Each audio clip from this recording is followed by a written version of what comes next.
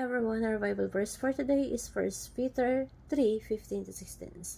But in your hearts reveals Christ as the Lord. Always be prepared to give an answer to everyone who asks you to give the reasons for the hope that you have. But do this with gentleness and respect, keeping a clear conscience, so that those who speak maliciously against your good behavior in Christ may be ashamed of their slander. So sa Tagalog po, igalang ninyo si Kristo mula sa inyong puso bilang Panginoon. Lagi kayong maging handang sumagot sa sinumang humihingi ng paliwanag sa inyo tungkol sa pag-asang nasa inyo. Ngunit, gawin ninyo ito ng mahinahon at may paggalang. Panatilihin ninyo malinis ang inyong budhi upang mapahiya ang mga malalait at mapalawak sa inyong magandang pag-uugali bilang mga lingkod ng Diyos. Napakaganda po ng verse natin. Ano ba ibig sabihin ng apologetic? Ang apologetic ba ay yung paghingi ng sorry? No. Apologetic is pag sinabing agnostic, yan, alam natin kung sino ang Diyos. Yan. Ang pagiging apologetic is yung inaaral natin, yung pagpapaliwanag kung anong pag-asa meron tayo sa ibang tao. It's a defense of faith. Christian is tasked to become apologist, na handa sumagot, ready kang sumagot anytime kung sino man yung magtatanong sa'yo. Kung paano mo ipapaliwanag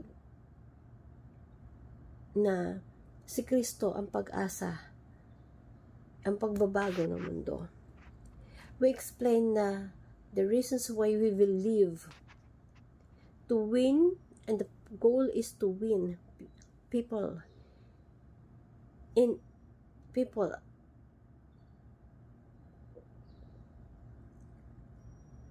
to win people na mapalapit kay Christ. Inaaral ito para makita ng iba yung reason ng ating pananampalataya kay Kristo. Di bale nang matalo ka sa pakikipag-debate. Ang importante, mapanalo mo si Kristo sa puso ng ibang tao. You give reasons that you have why Christ is in you. The question is, are you ready? Are you prepared? But when you defense, be gentle, be apologist. Huwag maangas, huwag mapa-impress sa iba, huwag maging hambog or mayabang. Kapag nagbibigay tayo ng dahilan, we have to be gentle and respectful. Given kasi nangyayari sa buhay natin, when we know something, when we have that knowledge about something, mayabang na tayo maangas na tayo. Remember that we are representing Lord Jesus Christ in front of other people that don't know anything about Him. Ang pag-aaral ng Bible, let's be intellectual. And at the same time, it's clear to us what is the reasons why we follow Jesus Christ. Hindi lang intellectual dapat. Study the Bible intellectually and practically. When we say practically, ito yung nai-apply natin sa buhay natin kung ano yung napag-aralan natin. Na bilang Kristiyano, ano yung belief? Ano yung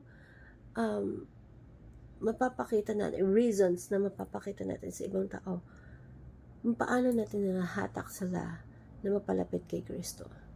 Dapat hindi lang intellectually, but practically. And I want to share this simple prayer sa buhay natin na, Dear Lord, thank you for revealing yourself through your word. I know you more daily. Please increase my understanding of who you are and what you can have done. Give me the heart that delights in studying the Bible and help me to diligent in seeking you truth every day. Open my eyes to see wonderful things in your word. Lord, give me opportunities to share my faith with others. Help me explain it clearly with the love and humility. My life be a reflection of who you are in my life to others, to become closer to you. And I pray with a powerful name, in Jesus' name, amen. Thank you everyone, and God bless.